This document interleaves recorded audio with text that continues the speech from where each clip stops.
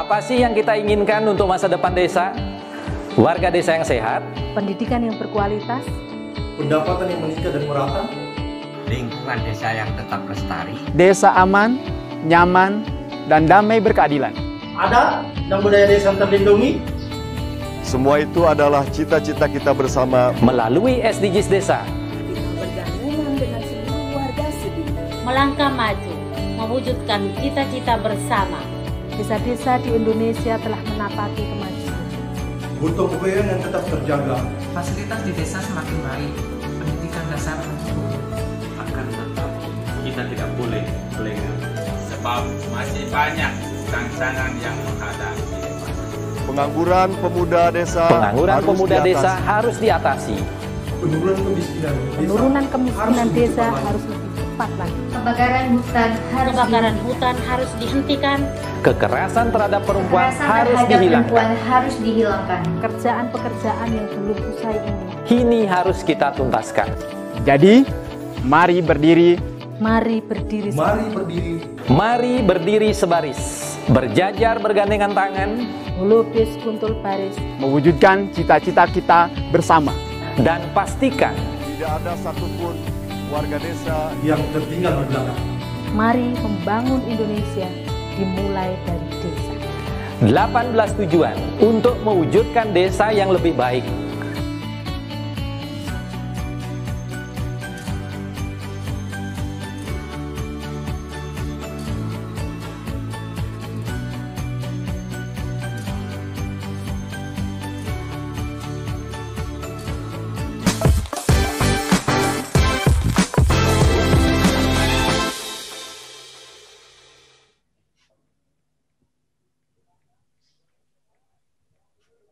Salam SDGs Desa, berdiri sebaris, holobis kuntul baris.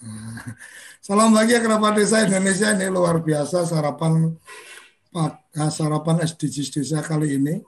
Edisi tanpa terasa sudah sampai ke edisi ke-8, episode ke-8, dan kita akan membicarakan SDGs Desa yang episode ke-16, dan kita akan membicarakan tentang SDGs Desa ke-8. Jadi ada pertanyaan yang kemudian timbul dari SDGs Desa yang ke-8 adalah bagaimana cara menghitung pertumbuhan ekonomi desa, karena ada satu di SDGs Desa yang ke-8 ini adalah pertumbuhan ekonomi desa yang merata, kalau tidak salah seperti itu.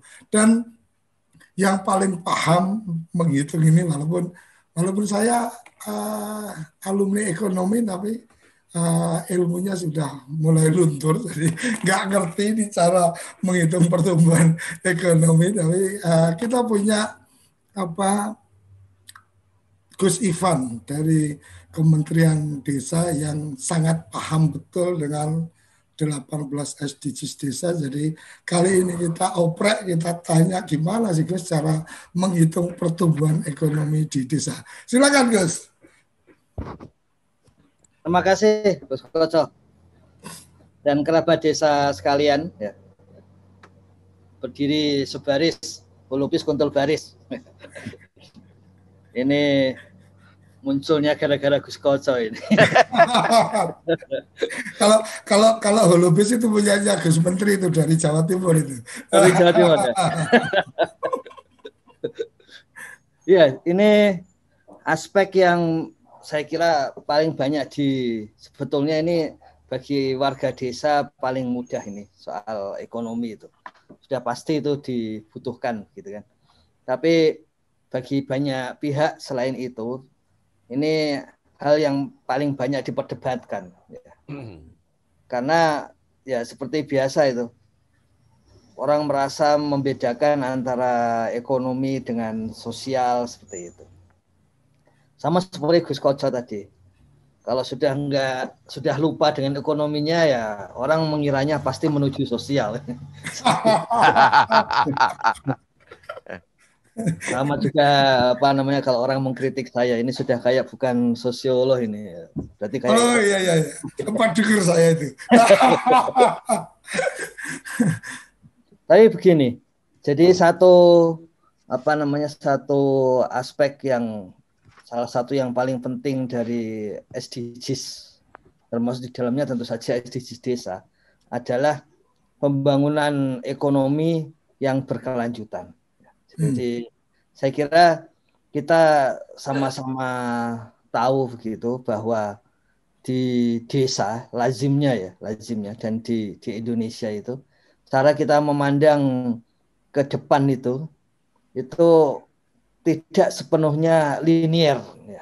Tidak sepenuhnya bahwa ke depan kita akan semakin maju, kemudian kita akan semakin berkembang dan sebagainya. Padahal itu adalah salah satu inti dari pembangunan itu. Makanya SDGs yang sekarang ini, ya, SDGs nomor 8 ini adalah aspek yang termasuk yang paling krusial. Ya. Krusial tidak hanya aspek mencapainya, tapi seperti biasa yang saya pelajari dari sarapan SDGs desa ini selalu kemudian berkaitan dengan budaya kita.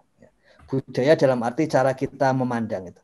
Bayangkan kalau kita melihat bahwa lingkaran kehidupan kita itu seperti roda yang selalu berputar itu. Bagaimana kita akan menghayati pembangunan yang selalu inginnya maju, semakin tinggi, semakin kumulatif, dari desa tertinggal menuju desa berkembang, maju, dan kemudian mandiri. Itu kan satu perubahan budaya sebetulnya. Ya. Kemudian di antara para ilmuwan ya, yang percaya bahwa pada akhirnya itu berkaitan dengan pembangunan apapun, itu adalah entropi. Ya, entropi yang semakin meningkat. Artinya satu kerusakan atau paling tidak resiko kerusakan yang semakin meningkat. Apa konsekuensinya terhadap pembangunan? Semakin kita maju, resiko untuk runtuhnya itu menjadi semakin besar. Resiko untuk runtuhnya semakin besar. Sering kita lihat di dalam pepatah kita itu, kalau kita memanjat pohon kelapa ya jatuhnya lebih terasa daripada kita cuman memanjat pohon yang rendah gitu. Jadi risikonya seperti itu. Nah, dengan risiko seperti itu, apakah etis ya, membawa atau mengajak desa untuk makin maju? Ya. Karena risiko kalau sampai jatuh itu sakitnya lebih terasa. Gitu. Hitungannya seperti ini. Kalau ada krisis, maka yang paling terkena itu adalah kota daripada desa. Sama seperti yang kita alami pada waktu krisis moneter dan kemudian sekarang pandemi COVID ke-19 itu. Ya. Nah, kajian dari UI misalnya, tentang, tapi itu di bulan Mei ya, belum sampai ke bulan-bulan berikutnya. Kajian UI bulan Mei 2020 dibanding 2019. Itu yang paling banyak terkena dampak, terutama dampak yang sifatnya fisik, kelihatan, ekonomis begitu, itu adalah desa-desa mandiri. Lebih banyak kena dampaknya daripada desa-desa yang miskin dan desa-desa tertinggal dan sangat tertinggal. Ya. Tapi yang harus kita ingat, desa mandiri itu sama seperti ketika ada perubahan kebijakan ekonomi kita sejak 2014 itu BPS menangkap bahwa pertumbuhan yang paling banyak itu golongan 40% di tengah. Jadi kita lazimnya membagi masyarakat untuk ekonomi itu menjadi 3, 20% teratas, 40% menengah, dan 40% ke bawah. Tentu saja kita masih ingat DTKS, itu mengumpulkannya adalah 40% terbawah. Gitu. Jadi yang banyak menikmati kue pembangunan itu adalah golongan 40% yang di tengah. Selama paling tidak dari 2014 kalau kita lihat data BPS. Bagaimana dengan di desa? Sama. Ya. Jadi yang paling banyak mendapatkan manfaat dari dana desa itu adalah 40% menengah yang ada di desa. Ya. Bahkan saat ini golongannya itu sudah melebihi 40%. Artinya sudah mulai menjarah atau menjamah yang 40% terbawah. 40% terbawah itu berarti golongan miskin. Ya. Nah, itu yang kemudian membuat kita bisa membagi apa yang dimaksud dengan pembangunan desa, ekonomi desa yang berkeadilan, ya, ekonomi desa yang lebih merata. Ya. Kita sudah mencek ya bahwa ketika membangun desa dengan berbagai konsep-konsep pembangunan yang ada dan dikaitkan dengan data-data yang tersedia, yang sebagian besar memang ekonomi. Memang kalau kita cek dengan Pancasila itu, kita harus mulai justru dari sila kelima. Kita tidak mulai dari sila ke 1, 2, 3, 4, tapi kita mulai dengan sila kelima. Dan dari situlah yang kemudian bisa menjadi landasan untuk membicarakan sila-sila yang lain. Artinya satu perubahan, bahkan sampai kalau istilah Bung Karno itu ground wealth kita itu, ya kita mulai dari soal keadilan ini. Nah, karena itulah kemudian di dalam SDGs desa itu salah satu yang kita lihat di dalamnya. Pertama, membandingkan dengan kota, kita akan melihat PDB desa, ya, produk domestik bruto. Sebetulnya kalau yang sudah kita kenal sekarang ini adalah PDRB kabupaten, PDRB provinsi. Kalau bisa dihitung sampai level wilayah itu, maka level wilayah bawahnya tentu bisa, asal datanya ada. Ya. Mengapa selama ini tidak bisa sampai ke level desa? Karena memang datanya sebetulnya adalah level nasional, sampel. Untuk level nasional, itu yang paling kuat. Masih bisa dipakai untuk level kabupaten, provinsi. Ya.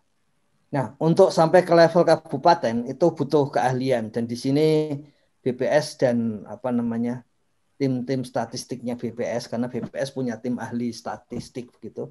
Itu yang selalu mengkaji sehingga akhirnya bisa sampai ke level kabupaten.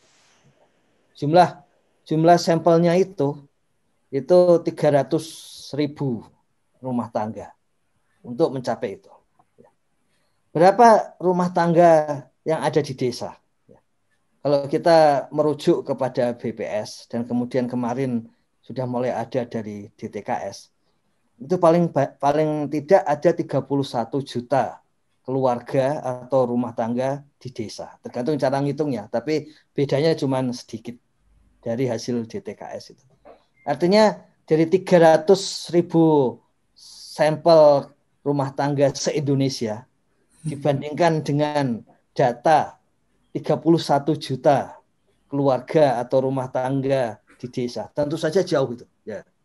Artinya apa? Kalau yang 300.000 itu bisa merujuk kepada PDRB sampai kabupaten, ya. Mengapa tidak yang di desa gitu? Itu. Jadi artinya ada peluang untuk itu karena memang datanya sangat besar. Datanya memenuhi untuk sampai ke desa.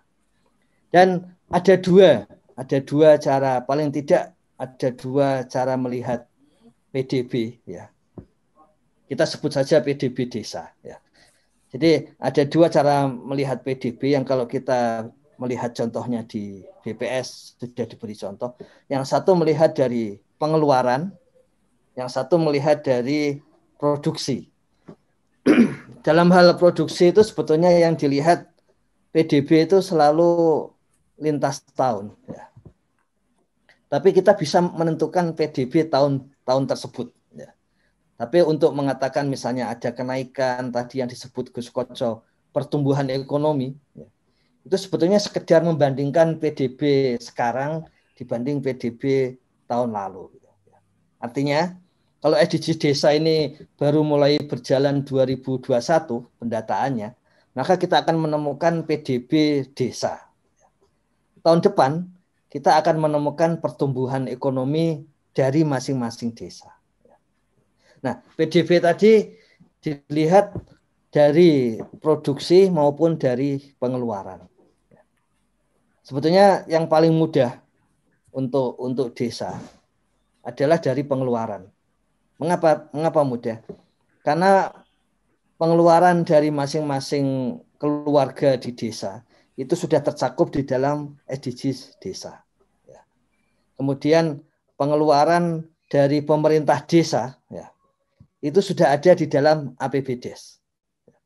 Tinggal pengeluaran dari sektor ekonomi yang ada di desa. Jadi pengeluaran dari sektor ekonomi itu sudah pernah kita diskusikan minggu yang lalu, bahwa sektor ekonomi di desa itu selalu punya hubungan erat dengan sektor produksi, sektor konsumsi di desa. Jadi produksi dan konsumsi di desa itu masih bisa dipadukan itu. Jadi kalau saya dapat atau saya mengeluarkan atau dapat uang gitu, maka uang itu tidak sekedar untuk dibelanjakan ya, tapi dibelanjakannya juga untuk aspek produksi ya, aspek untuk produksi. Nah, itu bisa kita lihat kalau di desa, rumah tidak hanya aspek konsumsi, tapi sering dipakai untuk produksi. Bandingkan dengan di kota di mana kita tidak boleh punya ruang produksi di perumahan gitu ya. Tapi di desa tidak apa-apa, lazim saja. Di rumah kita sekaligus juga punya produksi menjahit untuk dijual dan sebagainya. Juga antara rumah dengan kandang itu tidak terlalu banyak bedanya. Kalau di wilayah-wilayah yang memang sudah seperti kota itu tentunya kandang-kandang peternakan harus dibedakan dengan perumahan. Tapi di desa tidak masalah seperti itu. Jadi artinya apa? Artinya pola budaya ekonomi di desa itu masih menggabungkan ya antara konsumsi dan produksi, dan itu punya efek mempermudah kita ketika menyusun PDB desa. Karena pengeluarannya kemudian tidak hanya untuk produksi tapi juga untuk konsumsi, dan itu saling berkaitan. Nah, dari situlah kita bisa mendapatkan PDB desa. Nah, ketika itu kemudian meskipun ini tidak persis sama ya, yaitu ada PDB per kapita, kita tinggal membagi dengan jumlah penduduk desa. Jumlah penduduk desa tentu kita ketahui dari SDGs desa ya. Nah, untuk ketimpangan nanti ada di SDGs yang lain ya, tentang ketimpangan wilayah. Itu kita sudah bisa menghitung juga indeks Gini-nya. Jadi secara agak rinci bentuknya sebetulnya seperti ini. Yang pertama, sasarannya PDB desa rata-rata di atas 30 juta. PDB desa sampai 30 juta per kapita. Jadi ini artinya apa? Artinya warga itu pendapatannya dikaitkan dengan PDB seperti itu.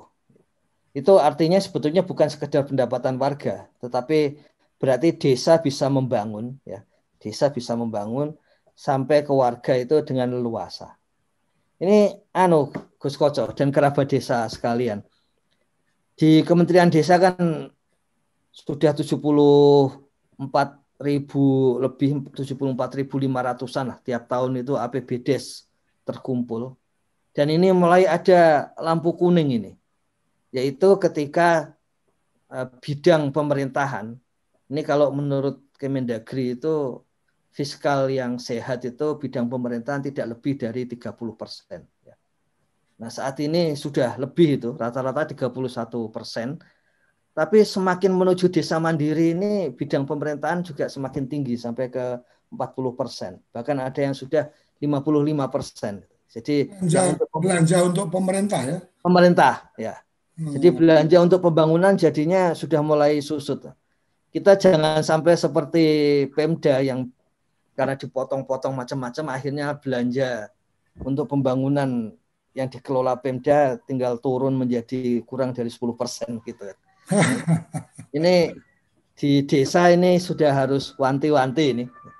Terutama Gus, sorry ya, aku potong. Tadi yang menarik bahwa kemudian menuju desa mandiri tetapi belanja belanja pemerintahnya malah naik, Gus. Iya. Naiknya bukan sekedar jumlah, persentase ya. Jadi jumlah kan bisa saja karena PADES-nya naik maka kemudian jadi naik. Tapi persentasenya naik berarti menggerus pembangunan. Artinya ketika desa mandiri, artinya ada tren bahwa ketika desa mandiri justru malah komposisinya kurang sehat. Ya, kalau menurut surat edaran Mendagri, ya, karena waktu dulu tentang ADD ya 2010 itu kan harapannya maksimal 30%. Okay. Ini ditambah lagi rancangan dari Gus Menteri dan Pak Tito itu bahwa untuk desa-desa mandiri akan ada insentif khusus kepada pemerintah desa. Boleh menggunakan dana desa untuk bidang pemerintahan. Itu akan makin meningkat lagi tuh. Tapi di sisi lain ini kami diminta untuk mengkaji plus minusnya seperti apa nanti untuk pembangunan desa ya. Karena itu kan hitung-hitungan ekonomi ya. Kalau kepala desanya semangat ya mungkin ada aspek sosiologis bisa masuk ke sana. Biar gak dikritik ekonom terus ini. Ya, jadi itu PDB, Gus Koco, kerabat desa sekalian. Yang kedua, pekerja sektor formal itu minimal 51%, artinya ingin dominan pekerja sektor formal. Kenapa ini jadi penting? Ya. Jadi ada perbedaan yang sangat dalam dan sekarang kita sudah punya buktinya antara pekerja formal dan informal di desa. Rata-rata gaji dari pekerja formal per kapita, pekerja formal lah pekerjanya itu sekitar 2 jutaan di desa.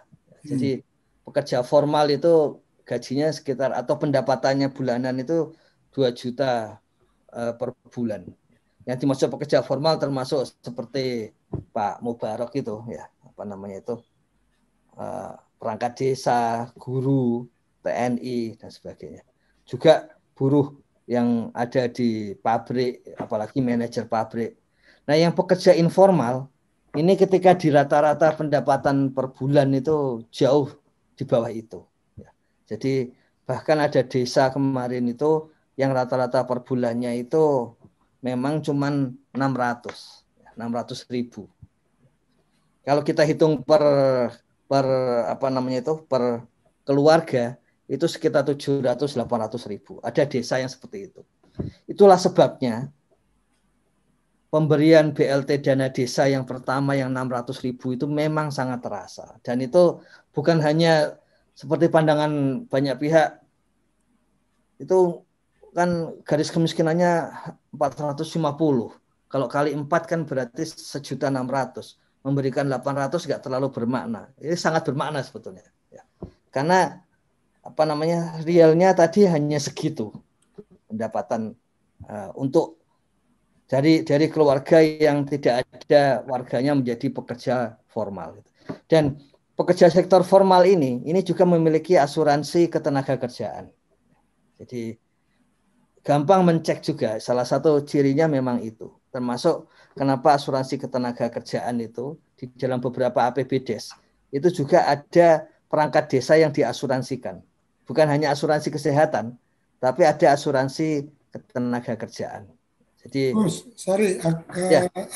aku ketika tadi ada target 51% pekerja formal.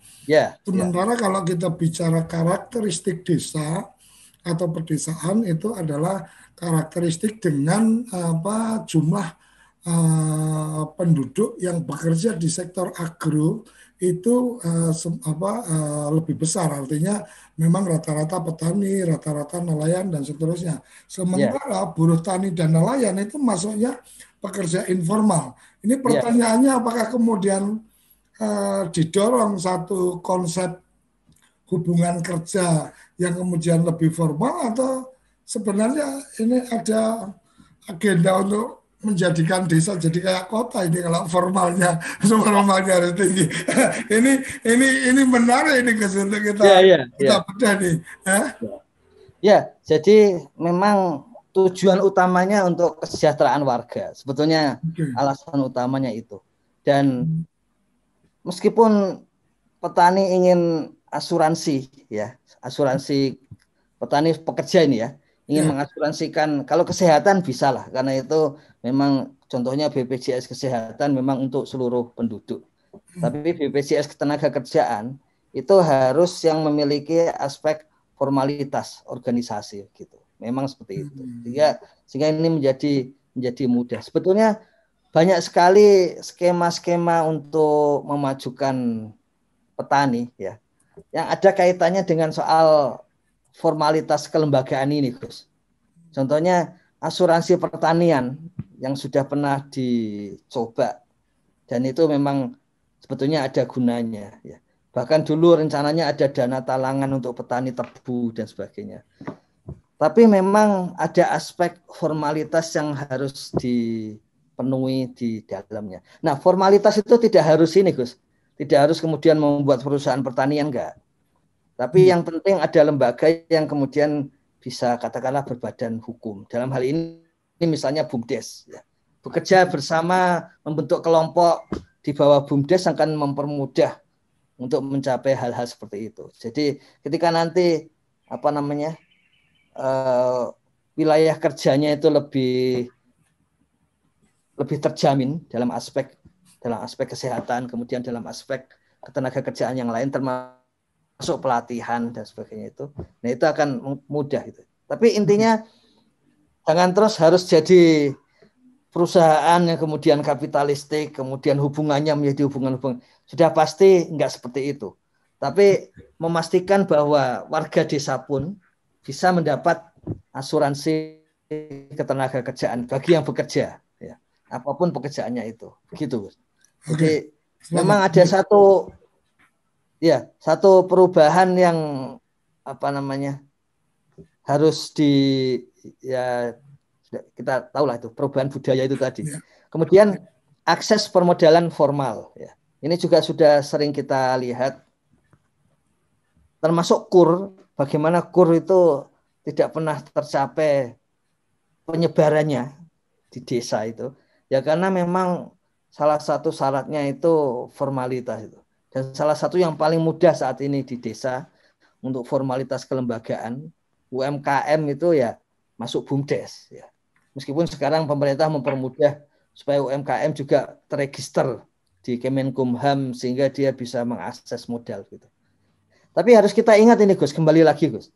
Ini tetap perubahan budaya ya. Ada BUMDes di dalam beberapa kasus ini ya. Ada BUMDes di Indramayu, UMKM juga di sana karena kajian dari Kementerian Desa di sana gitu. Itu yang memang meskipun ada akses, mereka tidak mengambil ya. Ya karena merasa bahwa kalau makin besar itu makin sibuk itu. Jadi tidak menikmati hidup itu. Jadi memang cara pandangnya kalau kita seperti sekarang kita masih bisa menikmati hidup. Tapi ya kita harus ingat bukan hanya untuk kita, untuk anak cucu kita itu. Apakah dengan kondisi sekarang nanti mereka bisa menikmati hidup apa justru di bawah dari yang lain gitu. Kemudian tingkat pengangguran terbuka itu 0%. Jadi tidak boleh ada yang menganggur. Kemudian padat karya tunai desa, ini seperti SDG desa nomor 1. Tidak boleh ada kemiskinan. Kalau sampai ada kemiskinan, itu harus selalu mendapat jaminan sosial. Ini juga sama. Pengangguran harus 0%. Tapi kalau sampai ada pengangguran, maka padat karya tunai desa itu harus menyerap penganggur. Gitu.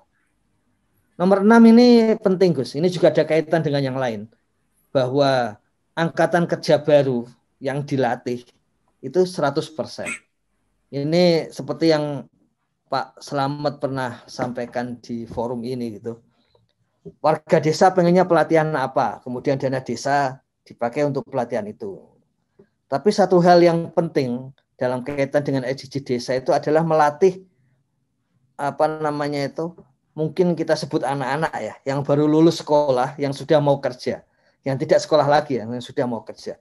Itu satu pelatihan kerja menjadi penting gitu. Jadi pelatihan kerjanya di dalam SDG desa antara lain itu kepada angkatan kerja baru. Di angkatan kerja baru ini bukan anak-anak yang sedang sekolah ya, tetapi justru yang sedang mencari pekerjaan. yang sedang mencari pekerjaan. Kemudian tempat kerja memiliki fasilitas kesehatan dan keamanan, ya, itu 100%.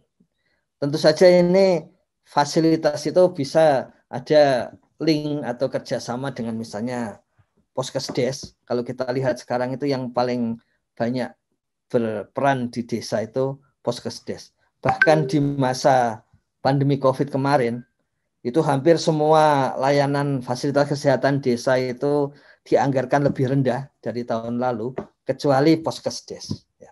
Nah, itu akan memastikan bahwa tadi yang disampaikan Gus Koco, memastikan bahwa petani pun ketika mengalami masalah kesehatan di sawahnya begitu, dia akan segera mudah sampai ke fasilitas kesehatan. Sama seperti desa sekarang ada punya mobil siaga desa seperti itu.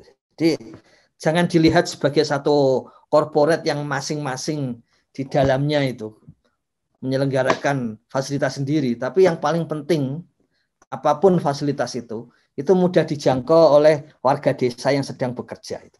Gitu. Kemudian sesuai dengan SDGs global dan nasional, itu ada tambahan indikator wisatawan yang meningkat dengan kontribusi wisata mencapai 8% PDB desa. Ini 8% ini ternyata sangat sulit, ya. Karena misalnya contohnya, pajak di desa itu hanya 0,00 sekian persen. Salah satu yang menyulitkan itu, ya, dalam tanda petik menyulitkan secara akuntansi, ya, itu memang karena dana desa dan dana-dana bantuan dari pemerintah provinsi kabupaten itu meningkat pesat, sehingga mencapai persentasenya menjadi sulit. Seandainya ini kondisinya sebelum undang-undang desa mungkin jadi mudah karena memang dana desanya kecil. 250 juta APBDes rata-rata APBDes per desa sebelum undang-undang desa, dibandingkan sekarang sudah 1,5 miliar. Jadi naiknya 6 kali lipat. Jadi memang sulit untuk mencapai itu. Tapi wisatawan meningkat ini sebetulnya tidak sekedar, kembali lagi, tidak sekedar ekonomi ini, tapi juga kita sudah belajar itu bahwa itu sebetulnya aspek budaya. Aspek berani berhubungan dengan pihak luar dan kemudian berani untuk ramah kepada pihak luar. Dalam kondisi sekarang di mana terutama di kota, ya kita beri contoh pagarnya tinggi-tinggi kan memang supaya tidak banyak bersentuhan dengan pihak luar dibandingkan dengan di desa. Tapi toh tetap harus ada pagar. Kalau enggak nanti tetangga samping kita mengambil tanah kita, ada kekhawatiran seperti itu. Tapi wisatawan itu membutuhkan perubahan budaya tersendiri. Desa-desa yang di situ wisatawan ada, baik itu wisatawan soal alam, budaya, sampai wisatawan karena datang untuk latihan bahasa Inggris gitu di desa itu selalu kemampuan dari warga desa secara umum untuk menerima pihak luar, dan itu akan membuat desa-desa kita makin kosmopolit, makin toleran gitu. Seperti itu anunya Gus Koco. Nanti saya tunjukkan sebentar beberapa hasilnya ya. Oke, luar biasa sekali. Jadi bicara tentang pemerataan ekonomi desa, yang menarik tadi yang disampaikan Gus Ivan adalah tentang ini dikaitkan dengan Pancasila. Saya sepakat sekali bahwa kalau bicara Pancasila itu sila kelima itu cita-cita, 1 sampai 4 itu cara mencapainya kan gitu. Artinya keadilan sosial itu cita-cita. Jadi bagaimana bertuhan, bagaimana berkemanusiaan, bagaimana bersatu, bagaimana bermusyawarah, endingnya adalah di sila kelima, bagaimana semua mendapatkan keadilan sosial kan gitu. Nah, yang kemudian menarik tadi adalah tentang angka-angka dan agak menggelitik saya tentang angka-angka informal, formal yang 51%, kemudian ada angka tentang pariwisata. Ini akan kita bedah lebih lanjut setelah jeda berikut ini. Jadi kita jeda sesaat untuk menikmati kopi pagi atau teh pagi kita. Jangan kemana-mana, tetap di SDGs Desa, sarapan SDGs Desa bersama Kementerian Desa. Kembali di sarapan SDGs Desa, saya akan menyapa yang sudah bergabung di Zoom meeting. Ada Prof. Yoyon, ada Bu Agnes ITS, ada Mas Arif, guru desa, ada Mas Slamet, Mas Sugeng, Mas Yatno. Ini kayaknya dari Banyumas semua ini, kayak seruling mas ini. Jadi suaranya merdu karena ada 3 dari seruan iling Banyumas, seruling mas. Tempat lahirnya tokoh-tokoh luar biasa, termasuk lahirnya BRI dari Banyumas. Oke, sebelum saya coba sampaikan ke teman-teman yang ada di Zoom meeting, ada yang menarik tadi Gus Ivan tentang PDB desa dan seterusnya. Ini kayaknya saya melihatnya ada semangat yang secara tidak langsung sedang dibawa. Ini ada otonomi tingkat 3 nih kayaknya. Udah jadi PDB dari tingkat 1-nya provinsi, tingkat 2-nya kabupaten, ini kayaknya mulai mengarah ke otonomi tingkat 3 ini. Semangatnya Bung Hatta ini kayaknya menyalakan lilin di seluruh desa di Indonesia. Oke, tapi yang menarik dengan kemudahan teknologi dan seterusnya. Ada kemudian pertanyaan ketika membayangkan PDB itu kan membayangkan cara ngitungnya dan seterusnya gitu kan. Apakah nanti akan terbantu dengan aplikasi SID yang sudah disiapkan? Mungkin tinggal dijawab ya atau enggak aja, Gus? Ya. Oke. Yang tidak merepotkan desa, tidak. Oke. Yang kedua ini menarik tadi ketika bicara 51% formal dan seterusnya, kayaknya ada waktu nanti kita perlu mengundang juga teman-teman dari BPJS, karena yang saya tahu BPJS sekarang baik kesehatan itu ada BPJS Kesehatan Mandiri. Kalau BPJS Ketenagakerjaan, ini BPJS sudah mengarah juga ke pekerja informal. Jadi teman-teman pekerja informal juga bisa mempersiapkan, artinya menyiapkan kapan dia pensiun dan seterusnya, bagaimana dia harus menabung di BPJS Ketenagakerjaan dan seterusnya. Ini bagian-bagian lain karena waktu kita juga terbatas. Dan saya pernah mendengar Bu Agnes ini pernah mencermati tentang PDB desa. Silakan Bu Agnes boleh memberikan responnya ini. Kebetulan kita sedang berbicara tentang pertumbuhan ekonomi desa yang merata, kemudian ada PDB desa dan seterusnya. Moga Bu Agnes. Saya tadi terlambat, mohon maaf. Ya, silakan Bu. Saya malah pengen bertanya sebetulnya. Ya. Jadi pengalaman yang pernah saya lakukan itu membuat PDB itu sampai level kecamatan ya. Itu pun jarang kalau di Indonesia. Bisa mampu melihat sampai level kecamatan, karena kan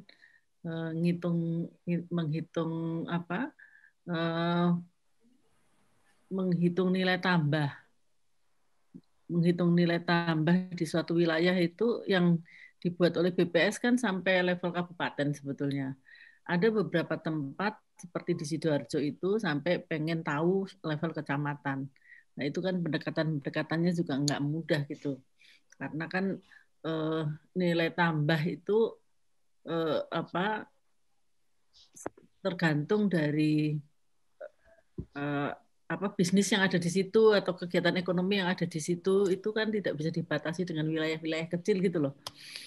Nah, terus tapi cita-cita membuat PDB sampai level desa itu luar biasa kalau menurut saya, Pak Ivan ya, Pak Koco. Karena dengan begitu mungkin menyadarkan orang desa, oh ternyata apa yang kita lakukan, apa yang mereka lakukan dengan kegiatan ekonomi yang sebetulnya itu kalau dari sisi kalau dilihat dari lingkup desa itu kan nggak terlalu beragam seperti yang di wilayah lebih besar, kan nggak terlalu beragam.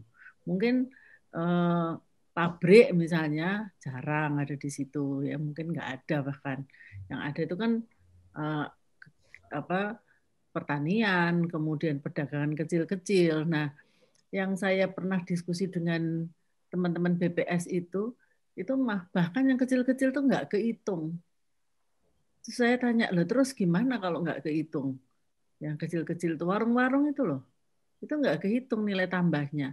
Terus dia bilang gimana? Ya itu kita sebut sebagai underground ekonomi katanya. Jadi istilah mereka itu ekonomi ya, Bu. Iya, underground katanya. Terus jadi PDB kita itu sebetulnya nggak sampai menjangkau yang level itu gitu. Nah, jadi kalau misalnya nanti dengan adanya PDB desa itu akhirnya terjangkau, barangkali akan bisa mengoreksi yang PDB kita realnya itu seperti apa sebetulnya gitu. Nah, pernah juga saya tanya pada teman-teman di level kabupaten, BPS di kabupaten, dia senyum-senyum aja gitu. Waktu saya tanya gimana sih ngitung PDB, dia senyum-senyum.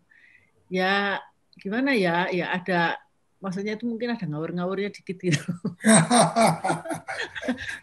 ada ngarang-ngarangnya dikit gitu. Jadi saya sangat berharap Pak Ivan, dengan adanya PDB yang dihitung di level desa itu kalau dijumlah sampai level kecamatan, dijumlah ke kabupaten, mestinya kan akan bisa mengoreksi yang dipublish oleh BPS. Atau bagaimana kita berkoordinasi dengan mereka supaya cara berhitung nilai tambah itu sebetulnya tidak secara metodologi ya, maksud saya itu tidak bertentangan, tetapi justru kita mendukung mereka. Tapi metode bagaimana menghitung nilai tambah di sektor pertanian, di sektor ekonomi yang kecil-kecil tadi itu barangkali akan sangat menarik untuk dipelajari dari metode yang mereka buat. Karena mereka juga barangkali BPS itu kan mungkin terbatas ya, jadi tidak bisa menjangkau. Jadi mereka akhirnya melakukan pendekatan-pendekatan. Mungkin itu dulu komentar saya, Pak. Oke, luar biasa. Jadi memang PDB sampai di level desa ini, tadi begitu Gus Ivan mempresentasikan PDB sampai di level desa dan seterusnya, saya langsung kebayang, dulu undang-undang desa pertama kali kan sebenarnya undang-undang yang didorong oleh Wakil Presiden waktu itu Bung Hatta tentang praja ya, tata praja atau apa saya lupa, dan itu konsepnya adalah otonomi tingkat 3. Artinya kalau otonomi tingkat 3 memang ini di level yang paling bawah di tingkat 3 ini memang punya koneksi atau punya keterkaitan data-data yang seperti tadi disampaikan. Tapi saya pahami betul semangat undang-undang desa ini tetap masuk dalam semangat otonomi tingkat 2. Jadi ini kayaknya something difference yang menarik ini.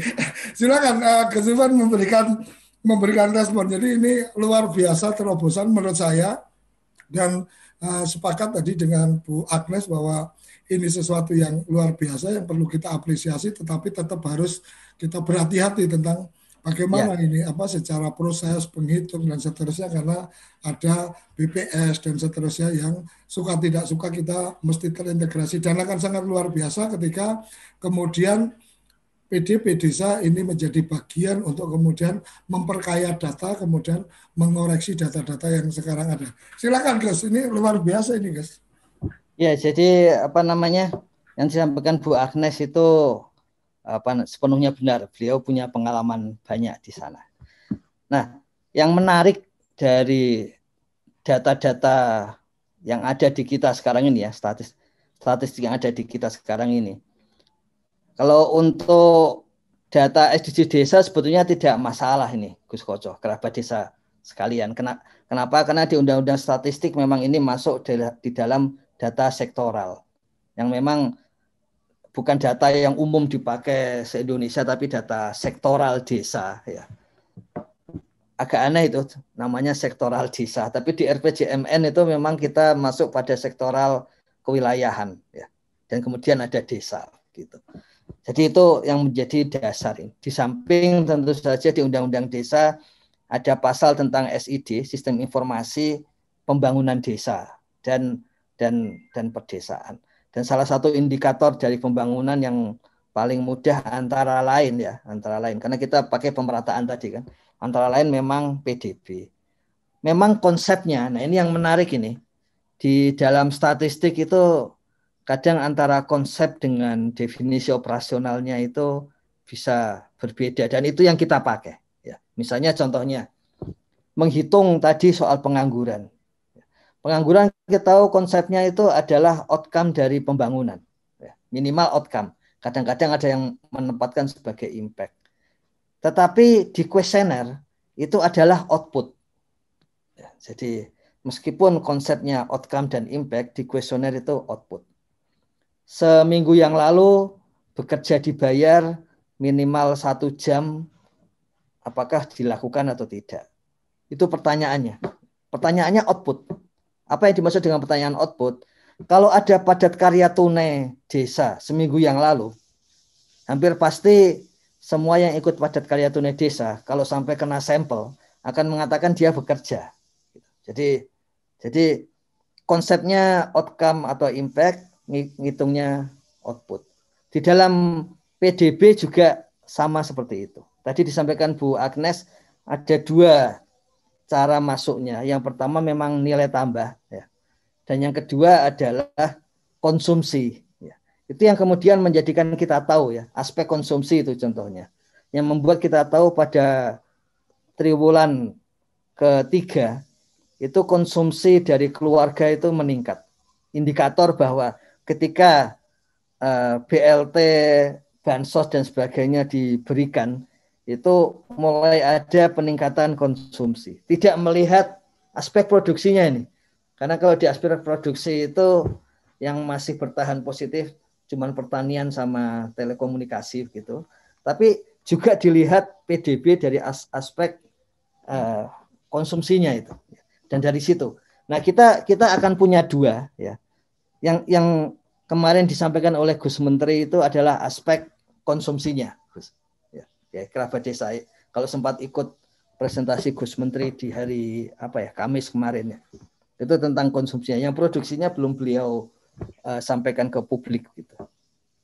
Nah, dan itu sebetulnya sudah pernah dicoba melalui profil desa dan kelurahan. Ya, itu Permendagri nomor 13 itu tahun 2007 itu sudah pernah dicoba seperti itu. Seandainya itu dijalankan, itu ya sejak tahun itu kita punya PDB desa. Nah, cara menghitungnya memang yang disampaikan Bu Agnes tadi, dari masing-masing usaha desa ditanyakan untung dan sebagainya sehingga muncullah nilai tambah gitu di masing-masing itu. Jadi sebetulnya nuansa itu atau seperti itu sudah mulai ada di 2007. Nah, kita akan mewujudkan di 2021 karena memang persoalannya adalah mengambil data dan sustainable data. Mungkin yang menarik juga ini Gus Koco dan kerabat desa sekalian, bahwa dengan cara seperti itu yang tadi digarisbawahi Bu Agnes, sebetulnya salah satu inti dari pendataan SDG desa ini memastikan memang kontribusi desa itu ada dan tinggi. Karena memang Kementerian Desa belajar ini selama RPJMN 2015-2019 pada BPS mengeluarkan buku evaluasi midterm report, ya, evaluasi tengah RPJMN. Yang menarik dari Kementerian Desa di situ dituliskan bahwa ini merah, ya. Tapi alasannya adalah tidak ada data pendukung. Nah, Kementerian Desa belajar dari situ bahwa yang paling penting pertama adalah data, karena kalau enggak itu enggak bisa bicara, termasuk dimerahin oleh Bappenas di RPJMN, padahal ternyata begitu data muncul itu target-target itu terlampaui di 2 tahun berikutnya setelah itu. Tapi pada masa itu merah hanya karena tidak ada data. Ini yang terjadi di desa juga. Tadi disampaikan oleh Bu Agnes, seakan-akan kontribusi desa rendah itu kita coba ini. Apakah itu benar-benar rendah, ya? Ataukah karena memang tidak terdata? Dan ini soal pendataan ini tadi disampaikan yang perlu dilakukan bersama desa memang apa namanya itu untuk bersama-sama mendata. Kalau soal pengolahan dan sebagainya itu bagian dari aplikasi di Kementerian Desa. Nah, saya tunjukkan sekilas Gus yang disampaikan oleh Gus Menteri hari Kamis kemarin. Ya. Jadi di Desa Kretek ini, Taman Krocok, Bondowoso. Ya. Itu dari hasil pendataan SDGs Desa. Ini 3 RW, 15 RT. Kita sekarang akan tahu nanti berapa sih jumlah RT di Indonesia. Jadi kalau Gus Koco sudah siap-siap menjadi sekjen Asosiasi RT se-Indonesia. Itu sudah siap nanti, sudah ada datanya. RPJMN tadi anggaran desa kita sekarang sudah tahu ya. Ruang fiskal untuk pembangunan desa sekarang kita tahu ya. Karena dari situ kita punya bayangan. Jadi kalau kita pengen motong lagi menggunakan dana desa untuk apa saja, kalau sampai mendesak seperti BLT, kita tahu tidak boleh lebih dari 45% gitu. Jadi kita tahu seperti itu. Kemudian berikutnya ini PDB-nya, Gus.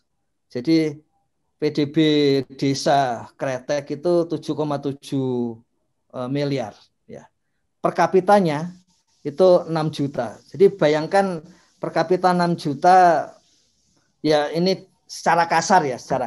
Ya berarti dapatnya 500 ribuan per orang per bulan ya, atau sekitar, tapi nggak sampai 2 juta. Ternyata di sana keluarganya kecil-kecil. Jadi PDB-nya kalau per keluarga dihitungnya itu 1 juta. Itu sebabnya tadi kami sampaikan mendapatkan BLT itu sangat bermakna.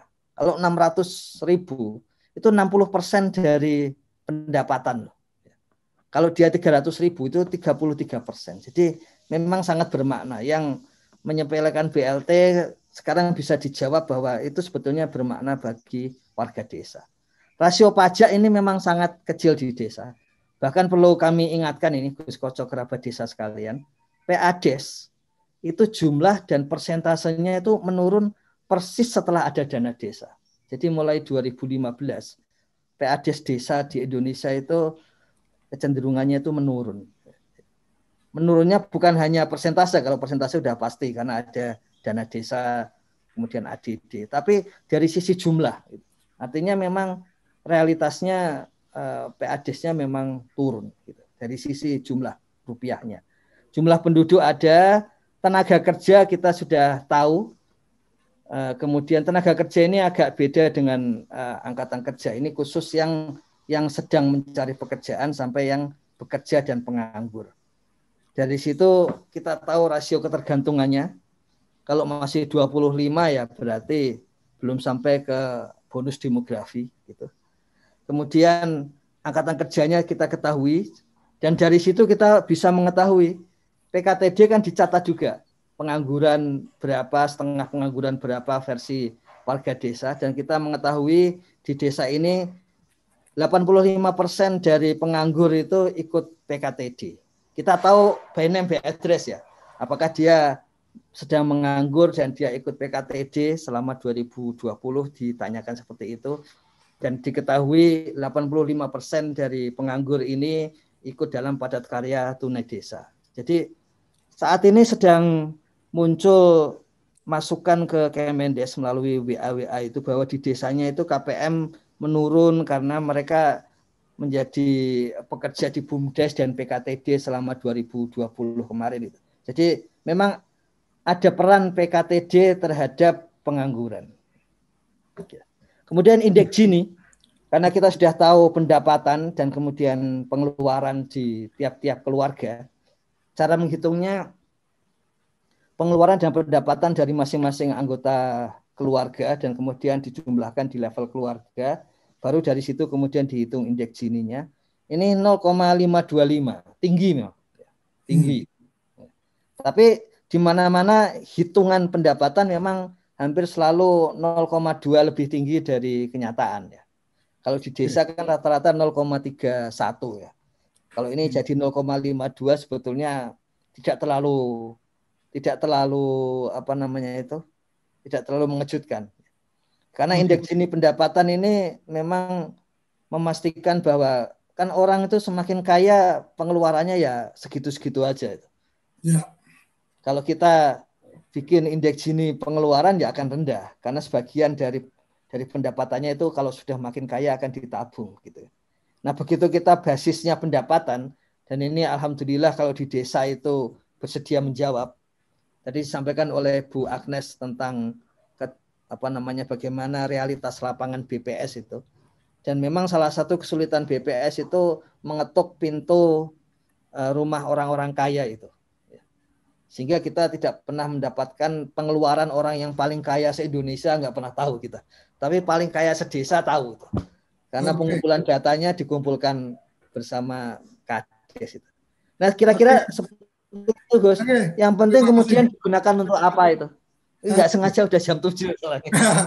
Oke, Prof. Yayan, sebagai closing ini, jadi kita sudah mendapatkan gambaran yang luar biasa ini tentang bagaimana menghitung pertumbuhan ekonomi desa yang merata dengan beberapa teori-teori statistiknya. Monggo, Prof. Ya, makasih. Selamat pagi Bapak dan Ibu.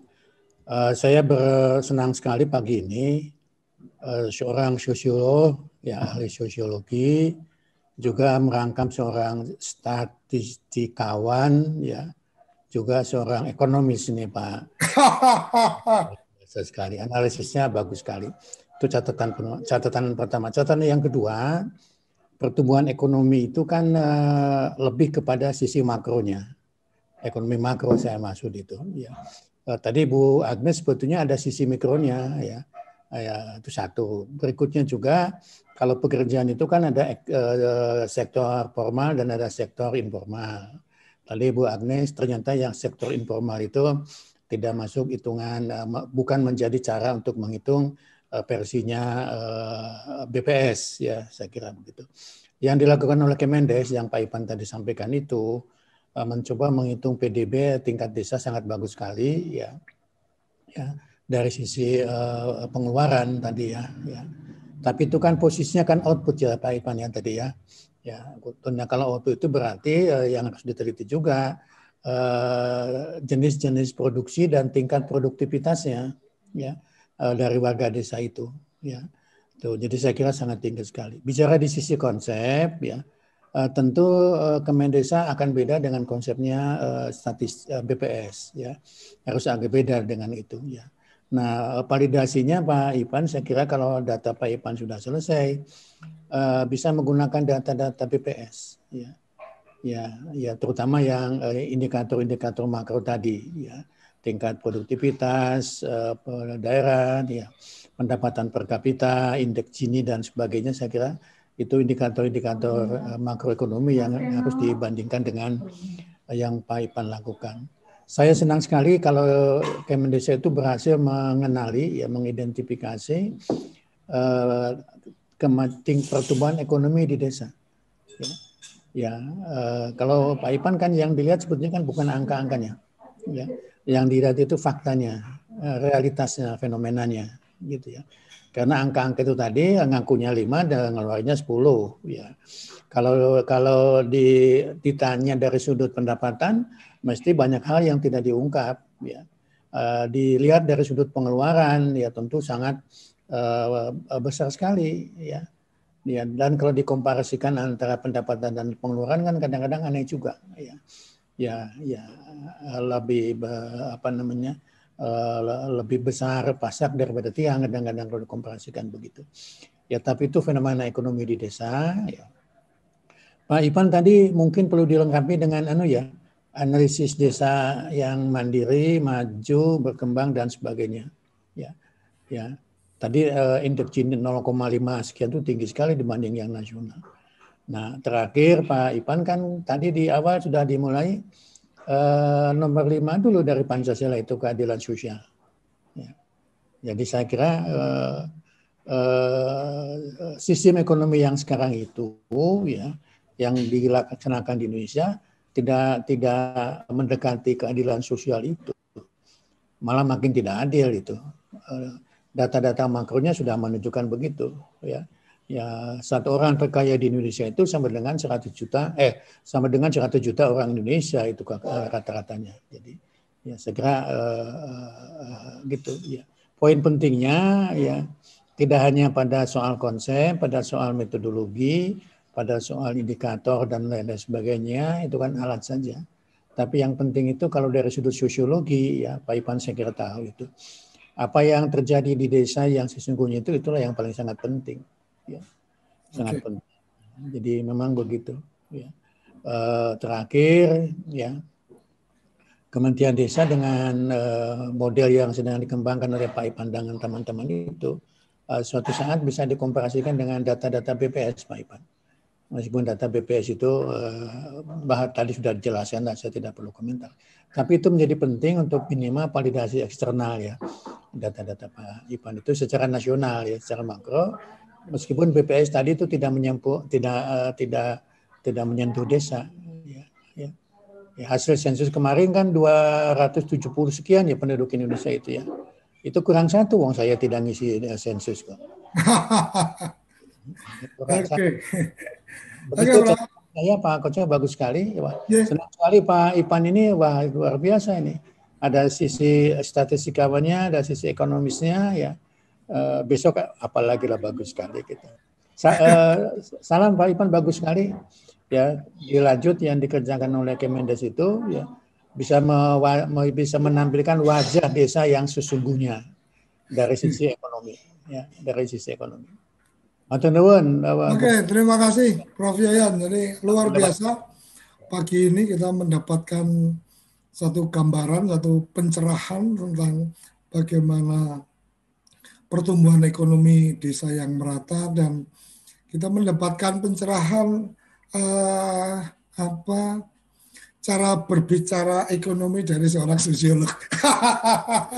Oke, kerabat desa, tanpa terasa kita sudah di penghujung acara. Jadi jangan lewatkan setiap hari Senin sampai Jumat pukul 6 sampai pukul 7 Mas Madong sudah diberikan jawaban. Akan ada di setup, akan dikeluarkan oleh Gus Menteri tentang bagaimana teman-teman desa bisa memahami dengan cara yang simpel untuk pengukuran ekonomi pertumbuhan ekonomi desa. Sampai di sini kita akan bertemu kembali esok pukul 6 sampai pukul 7 sarapan SDGs Desa bersama Kementerian Desa. Salam SDGs Desa, berdiri sebaris, kolobis, kondol baris. Salam bahagia kerabat desa Indonesia. Terima kasih. Apa sih yang kita inginkan untuk masa depan desa? Warga desa yang sehat, pendidikan yang berkualitas, pendapatan yang meningkat dan merata, lingkungan desa yang tetap lestari, desa aman, nyaman, dan damai berkeadilan. Adat dan budaya desa terlindungi. Semua itu adalah cita-cita kita bersama melalui SDGs Desa. Melangkah maju, mewujudkan cita-cita bersama. Desa-desa di Indonesia telah menapaki kemajuan. Gotong royong yang tetap terjaga. Fasilitas di desa semakin baik, pendidikan dasar akan tetap kita tidak boleh lengah. Sebab masih banyak tantangan yang menghadapi. Pengangguran pemuda desa harus diatasi. Penurunan kemiskinan desa harus lebih cepat lagi. Kebakaran hutan harus dihentikan. Kekerasan terhadap perempuan harus dihilangkan. Pekerjaan-pekerjaan yang belum usai ini kini harus kita tuntaskan. Jadi, mari berdiri. Mari berdiri. Mari berdiri sebaris. Berjajar bergandengan tangan. Melukis kuntul baris. Mewujudkan cita-cita kita bersama. Dan pastikan tidak ada satupun warga desa yang tertinggal di belakang. Mari membangun Indonesia dimulai dari desa. 18 tujuan untuk mewujudkan desa yang lebih baik.